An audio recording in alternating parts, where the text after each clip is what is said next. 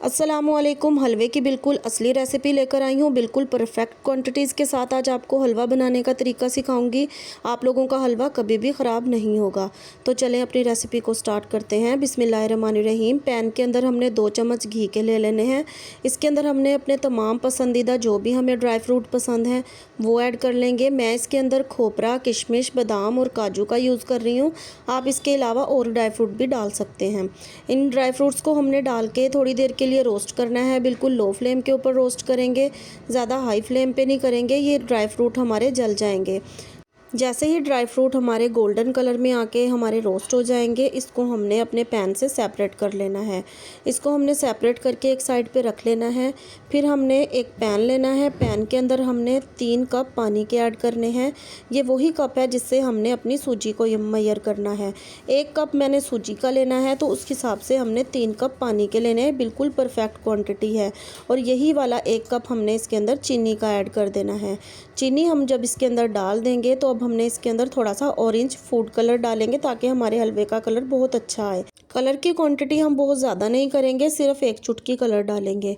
अब 3 हमने सब्ज़ वाली इलायची ली है, उसको हमने खोल के वो इसके अंदर डाल देनी है ताकि बहुत अच्छी सी खुशबू हमारे इस सिरप के अंदर आ जाए।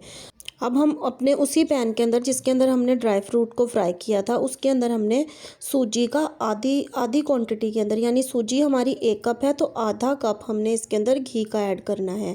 ये क्वांटिटी बिल्कुल परफेक्ट है।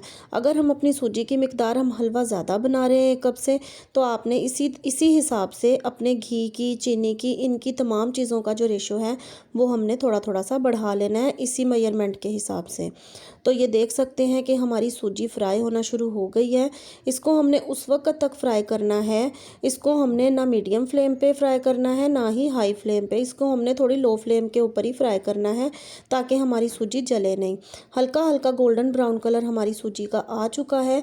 इसको हमने थोड़ा सा सुनहरा और करना है ताकि हमारा सूजी का हलवा बहुत ही प्यारा और बहुत ही दानेदार बनके, जितनी अच्छी सूजी हमारी भुन जाएगी उतना ही दानेदार हलवा बनके हमारा तैयार होगा। आप देख सकते हैं सूजी हमारी मुकम्मल तौर पे भून चुकी है। अब हमने अपना जो ये सिरप बनाया था ये इसके अंदर डालेंगे। इसको पहले थोड़ा सा डालेंगे क्योंकि सूजी हमारी गर्म है, तो ये बहुत ज़्यादा इसके अंदर से हमें छींटे पड़ने का खतरा है। थोड़ा थोड़ा करके तमाम सिरप हम इसके अंदर ऐड कर देंगे और देखें कि चम्मच की मदद से हम इसको चला देंगे और थोड़ी ही देर में, कुछ ही सेकंड के अंदर हमारा हलवा जो है वो थिक होना शुरू हो जाएगा।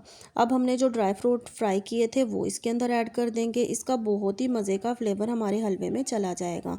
जैसे ही हमारा हलवा थिक होना शुरू हो जाए, अब हमने फ्लेम को बिल्कुल लो कर देना है और 5 मिनट के लिए इसको कवर करके रख देना है ताकि ये बहुत अच्छे से स्मूथ हो जाए। आप देख सकते हैं 5 मिनट के बाद हमारा सूजी का दानेदार हलवा बिल्कुल मुकम्मल तौर पे तैयार है।